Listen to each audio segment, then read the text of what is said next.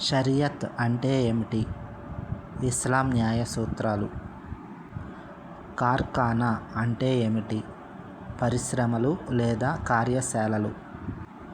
దోహాలు అంటే ఏమిటి? 2 పంక్తులలో వ్రాయబడిన పద్యాలు. ఏ సంవత్సరంలో తైమూర్ భారతదేశంపై దండయాత్ర చేశాడు? 1398.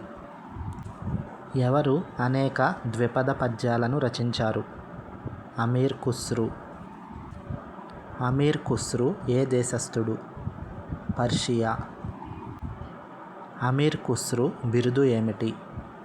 టుటి-ఐ-హింద్ లేదా భారతదేశపు చిలుక లేదా ద ప్యారట్ ఆఫ్ ఇండియా.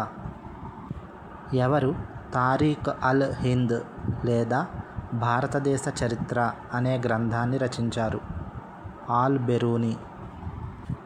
ఎవరు ఉపనిషత్తులు భగవద్గీత చేత ప్రభావితమయ్యారు?